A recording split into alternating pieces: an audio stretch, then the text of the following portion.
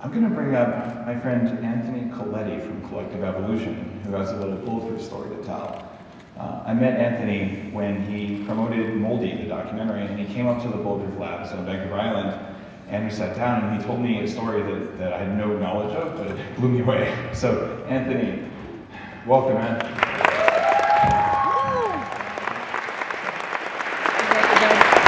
First off, I want to thank Dave for inviting me to be up here. If you would have told me a year ago, after suffering a very traumatic, life-threatening injury, that I get a chance to be up here with Dave Asprey and in front of you all, I would have told you you were crazy. So I'm incredibly honored to be here with you all today.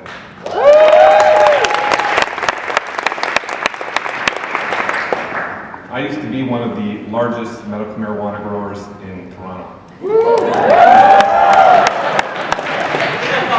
Don't we yet, it's a bit more serious. On March 23rd of last year, I was leaving a bar on a Sunday night at 9:30. I get into my car, and a man just pops up next to my driver's side window.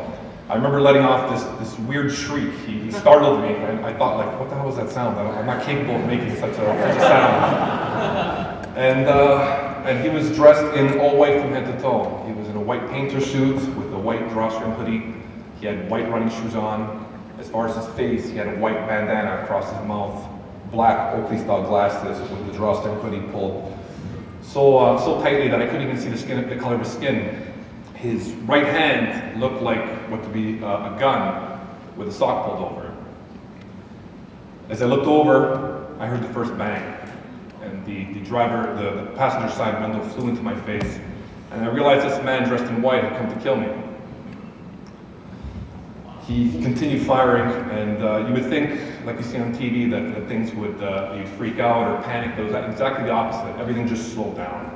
I went into almost a different frequency. My inner monologue was even calmer than I'm speaking right now. So as he was shooting, I remember thinking to myself, it smells like fireworks. I've never smelled guns firing before. He continued firing, and I had a 2011 Jetta TDI with a turbo that I've been putting off fixing. That doesn't help when you're trying to get away from a hitman. As I'm putting in reverse, and if everyone's familiar with this type of car, you have to press down, left, forward while pressing the clutch and the gas, and there's just too many steps. And I remember thinking to myself calmly, should have fixed the turbo. While this was happening, I instantly realized that I was not going to be able to drive away. Clearly that option was not going to work. I was already shot 5 times. At this point, martial arts training kicked in, and an instinct took over, and I got out of the car. I'm assuming that the hitman thought I was running away, but I've been doing jiu-jitsu and martial arts since I was 9 years old.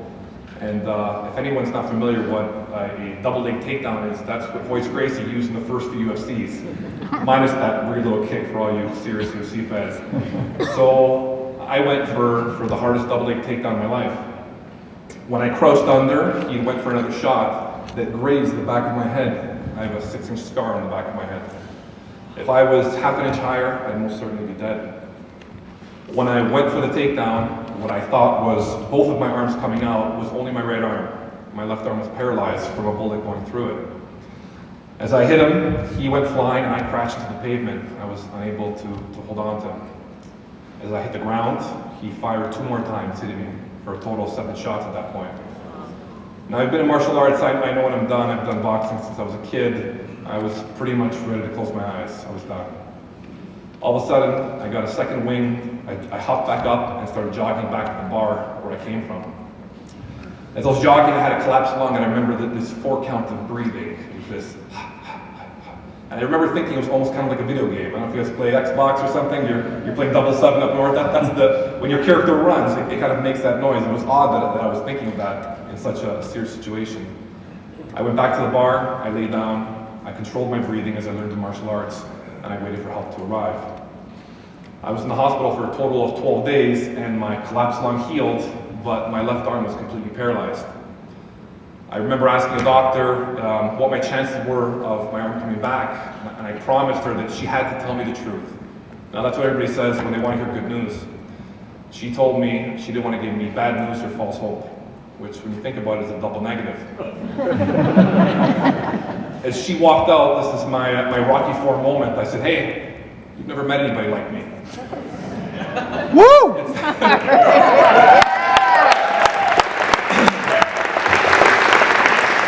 sounds funny hearing it now, but at the time I was dead serious. So what I had was a radial nerve palsy, which meant that my hand was completely flaccid. I was completely paralyzed. They told me if the nerve was going to regenerate, and that's a big if, that it would happen within 2 months. At the 2-month point, I went in there and they said there was no sign of regeneration. I remember the doctor telling me if I was 13, my arm would heal, but at 33, it wouldn't.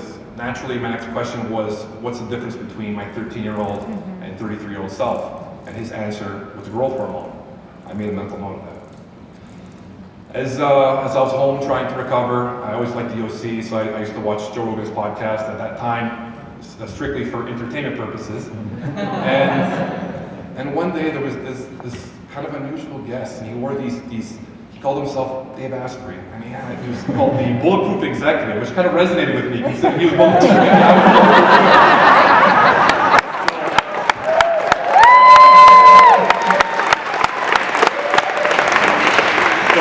As he sat there with these red lens glasses, and he spoke of these tips or tricks, which he called biohacks. And this really, really resonated with me, because Western medicine said that I had no chance. But he was telling me that he embodied what I was looking for, which was a way to almost break the rules and not be part of the status quo or the norm.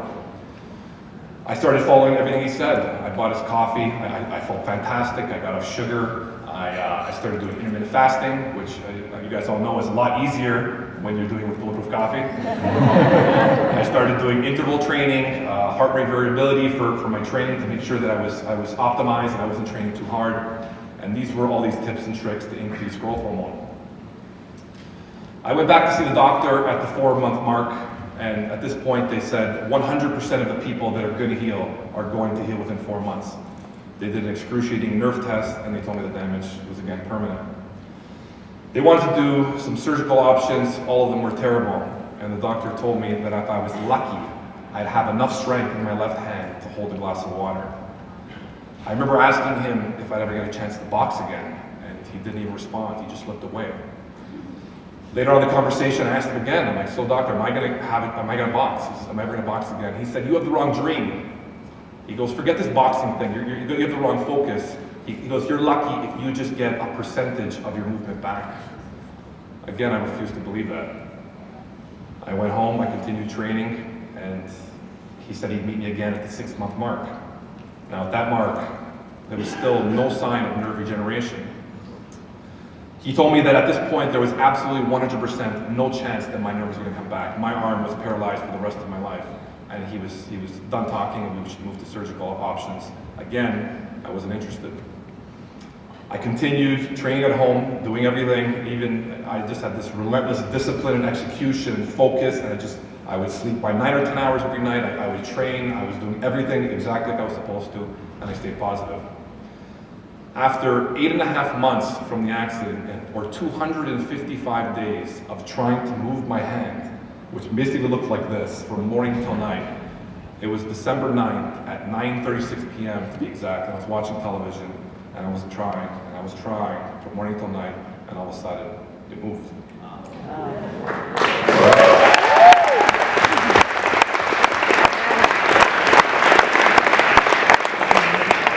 It was the best Christmas present of my life. Now, much like the accident, you think I'd be freaking out. I'd be calling everybody I know or telling people like how I recovered, but there was, again, this sense of calmness. There was this overwhelming sense of gratitude, and I felt that I learned a very important lesson. Now, in retrospect now, when we're full circle here, and I remember watching, every day I'd watch Dave's videos, and articles, any information I could get from him, anything I could find, any tip or trick, I'd have a pen and paper all day, and I'd be taking notes. And I always thought that I'd like to meet this man. I wanted to tell him how thankful I was and how much gratitude I felt for what he put out there and how much it helped me. So it's an absolute honor to be here with you today, and I thank you from the bottom of my heart.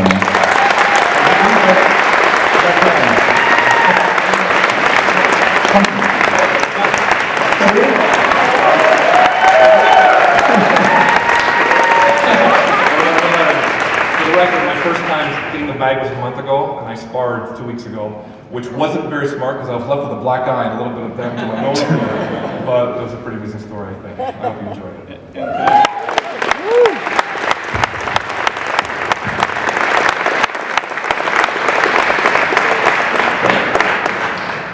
You thought your gratitude story was cool, didn't you? As I'm putting in reverse, if everyone's familiar with this type of car, you have to press down, left, forward while pressing the clutch and the gas, and there's just too many steps. I remember thinking to myself calmly, should have fixed the turbo.